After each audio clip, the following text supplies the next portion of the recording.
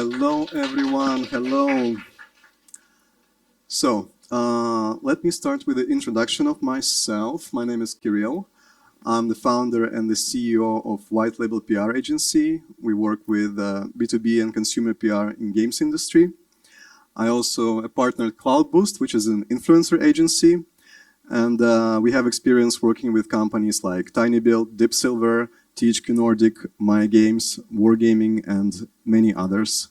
I also, as ex-head of marketing at Larian Studios, that was my last full-time job, and I worked on many games on PC and consoles, and I'm running a PR agency now for like 4+ years. And today I'm going to talk about the tools that we are using in our agency, both the old school tools that are classic software that we use on different stages of PR, and the new stuff that's AI powered as well, which helps us save us a lot of time. But let me ask you a question first. How many of you know how PR works? Like, how many are familiar with PR, understand the difference from marketing? Can you raise a hand? Okay, so maybe I can explain a little bit about PR first.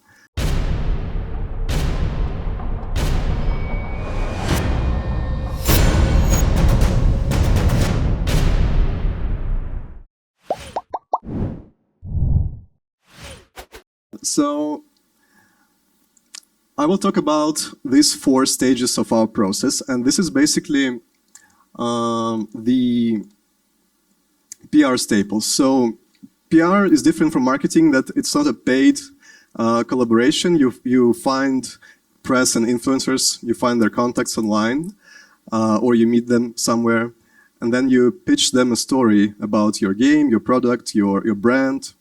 And after you get a reply, hopefully, you set up something to talk with them. Maybe it's a Zoom call or a personal meeting, and you or your spokesperson, who is like the main developer or the CEO, will talk about the company or the game, the product, and in the end, hopefully you'll get some coverage. So this is how the PR works. And we're going to cover all of these steps. We're going to find contacts, we're going to write the pitch, we're going to track replies from the pitch. The pitch is the short email you send to the journalist or an influencer. And we will schedule demo or an interview. I will give you free or inexpensive tools. There are more expensive PR-specific tools. We will not get into them. I did a presentation of them before. You can find it online. They are more for PR agencies or PR directors. And I also give you some bonus tools that might save you life or money later. So let's talk about AI first. I want to tackle some concerns about AI. So this is Futurepedia, the resource of all new hot AI tools. And there are a lot of them. There are 27 tools that was added yesterday to Futurepedia, and it's virtually impossible to make sense of any of it, which one is good, which one is bad, which one is just copying another tool, or a lot of them are just fancy UIs for ChatGPT, as you might already know. And if you type in AI tools, for example, on Forbes, you get 110,000 results, which is super overwhelming. There's a new article about AI tools or using AI out every hour or so, I would say. So the amount of tools is overwhelming, but there are other concerns. For example, oops, did I just kill the presentation? Press back, okay. So to make sense of all the AI tools, I can give you a simple framework. Start with one tool and start with one task. The easiest way to do it is to make a list of tasks you do every day in your work, be it marketing, community managing, social media, and think about one task you can make faster with AI. Maybe you'll save 5 minutes, but that's already a huge productivity gain. And try one tool, try using it with one task. If you're happy, keep doing this. And the easiest tool to start with is ChatGPT, because it's the most universal one. So if you don't know where to start, try this one. There are other concerns. So there's a big concern about privacy. You might have seen some leaked document from companies who use ChatGPT, like Samsung, for example, and these things exist. And there are ways to kind of secure yourself from it. And this is the easiest way. So you just use XXX instead of your company name, and then you can be sure there are no leaks or private data. The other concern I hear a lot about, even from my team, is that AI kills creativity. AI will replace the copywriters, the PR managers, community managers, and so on, because you don't need to write anything yourself. You can just use ChatGPT for that. And if you are worried about this, just use the AI for public, not use AI for private work. So for all your internal documents, you use AI, and for public-facing work, you can still use a human hand and a human touch. Now, there are other concerns like AI taking over the world, but that's very personal. It's like climate change, so I will not tackle this today, but these are the main ones I want to address. So let's go back to the PR process. Imagine you have a game that you want to launch at some point and ship, and you want to get some media coverage for it. So what do? You first find influencers and media outlets to contact. So you can find it online, you can use different rankings like SimilarWeb. You can ask ChatGPT to give you a list. This will also work. But the problem is always finding the right contacts. So we will start with this. We will start with this step of finding the contacts. And there are big budget tools for that. These are PR agency tools. Macro, Excision, Meltwater. They cost about $5K per year and up for one user. And they do have a living database of contacts which are updated regularly by the software. But there are easier ways to find it. So, for example, Hunter.io is a great one. It predicts the exact address of all the contributors and reporters, and it uses different sources. Like, for example, this one has 4 sources, this one has 8 sources, and it gives you a probability that this email is correct. So Hunter.io is free. There are paid plans, of course, but you can use the free one to get emails not only from PR, but also for sales and other purposes. There are other services like Voila Norbert, which are a little bit more expensive and maybe even less advanced, but they also work pretty well. So this is an alternative to Hunter.io. Finally, if you want to find emails for freelancers, it's a bit more tricky because freelancers don't have the domains from the outlets. So for example, some of the people who write for Forbes, they don't have the @forbes.com email, they use the Gmail for work. And LinkedIn contact tools are great for that. This is Improver, but there are other tools as well. The problem with them is that they are a little bit in the gray zone. We don't really know where they're getting these personal emails, so please be aware that it's not fully compliant with the privacy laws, most likely. So let's go to creating a pitch for a game and product. So this is where these AI processors come into life, and this is where we use them. There are 3 ways you can use the AI text editor, or ChatGPT, or any other. You can try to automate your workflow.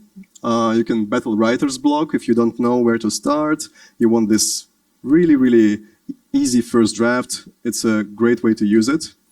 And they're not really good with personalization. I can tell you that. We tested it on personalization. You still need to personalize your emails. You still need to personalize your outreach. AI cannot do it for you because they cannot search the right data. So great for automation. You can do more in less time, and really good for battling writer's block. Couple of things about ChatGPT. The 4th version is really the one to use. Yes, it's $20, it's paid, but it gives you more accurate results. It doesn't make stuff up as often as the 3rd version. And yeah, there are some limitations in terms of speed, but they're not crucial. I never really encountered that I had too much queries in 1 hour. So the limit is 25 messages in every 3 hours. But if you just ask ChatGPT a simple question, you'll get an average result. So because using short prompts will give you something very generic, and the key to use ChatGPT correctly is to use longer prompts, to use different prompts, and here's a few advice on how to do it. So first one is called priming. You prime ChatGPT so it will think the kind of person they are. Are they a marketing specialist? Are they a copywriter? Are they a PR manager? You can even suggest some experience level. For example, you are a PR manager with 10 years of experience. You can suggest where they're from. So give it some context. The second step is to define a tone of voice. This is very important for writing, especially for PR and different articles. And there are different tons of voices. If you're not familiar with different options, try using AP Guidebook. Google it. It's Associated Press Guidebook, where there are different tones of voices explained. Finally, give it some feedback. Once you get the first draft, you can direct it to be more formal, more specific. You can ask them to remove humor, and so on. Next, because I only have like 5 minutes left, I'm gonna race through the rest of my slides. Notion AI, I also like because it has this menu of buttons. So you don't have to type anything, you can just press summarize, translate, improve writing. It's a paid subscription for Notion, a note-taking tool, and it has its own AI, which works great. Now, for copywriters, Paraphraser is good because it helps you with synonyms. So if you can find a synonym for each word without using vocabulary, just use Paraphraser.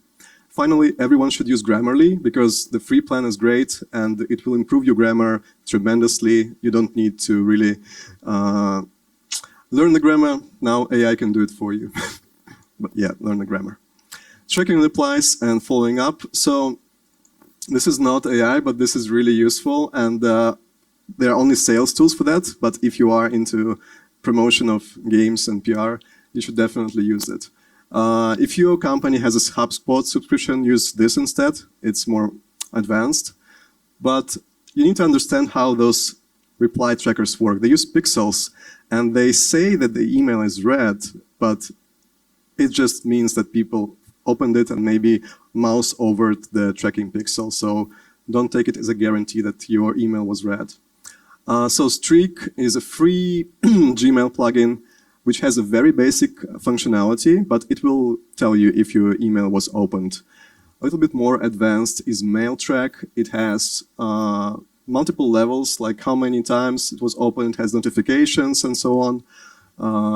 But the main thing is to use it strategically. So the way we use it is we keep the top 10 press influencer lists, every one of us, and we track the last outreach we did with them, the last response. It could be on Twitter, could be on email, could be a Zoom call, for example. And this is how we make sure we are in touch with our most important contacts. We keep the relationship with them alive. So finally, you got the reply, and you need to schedule a demo or an interview or a Zoom call. And there are great tools for that. Calendly is my favorite one. You can just send a link to a person and they would click and choose a slot that works for them. It will adapt to the time zone, so there will be no problem, no miscommunication whatsoever. When I was preparing this talk, I also found out that Gmail has the built-in appointment tool, but it works differently. You set up some slots and then the user is seeing this, which is, in my opinion, quite ugly. So I recommend Calendly. It has a free plan as well. For the transcriptions, there is a great AI thing, Otter AI. It transcribes Zoom calls. It hops on your Zoom calls, so it's like a bot that joins the meeting and records everything, and then gives you transcription. So it can even be on a call without you, which is great. So it can attend meetings, and it has an import feature, which you can import a voice recording from your iPhone or an MP4 video you can download from YouTube, which is also super convenient. There is a human run service called Rev, which is not expensive, and it's real humans transcribing your speech. So try that as well. Some bonus stuff. Password manager probably save your life if you forget the password. It will keep it securely. And I really like this clipboard manager. It's called Paste. It will save all your copy-pastes in one place. So you can always access them, the full history. If you forget something, you'll get it there. So don't forget about the relationship part. So according to the latest report of Cision, 73% of time journalists and PR people spend online is building relationships. So just maybe talking shit on Twitter. And only 1/3 of the time is marketing and promotion. So please don't neglect this part. And that's it. Thank you for your presentation. Now moving to Q&A. Does anyone have questions? Okay. I'll come to you. Hi. Do you have any tips on what are the best ways you build relationship with the journalists or the influencers? The best way to build relationships is to read what they write regularly. So you follow them on Twitter, and once a week or maybe a couple of times a week, you check out their writing, and then you react on them. So you can like the tweet or reply, or maybe email them something that's relevant, and this is how you start the relationship. You can also meet them offline, but these days social media are easier. Okay, next question. I saw him. Okay. Thank you for presentation. In what ways you're evaluating or forecasting in advance, the potential outcome or potential result of the exact PR you are reaching out, for example, the influencer, the press release or something, except basic numbers which you see on their posts and stuff, because most of them has many fake followers, or how you evaluating the potential outcome? Well, it depends on your product, but if we're talking about PR and the big brands like Forbes or IGN or GameSpot, those are real numbers. There are still people reading the old school media, so it will be effective if you use other tools as well. So the PR only will not bring you sales as is. You need to use trailers, you need to use conventions and so on together, and then you'll get enough awareness for people to know about your game and hopefully buy it. For influencers, there are tools to check the true reach of every influencer. The agencies use it to present data for clients, so you can see which followers are fake, which are not, and how many views the video or Twitch stream actually gets. Because if there are no more questions, I think we can wrap this up, this presentation. I want to thank you for a great presentation. For Armageddon, I'm getting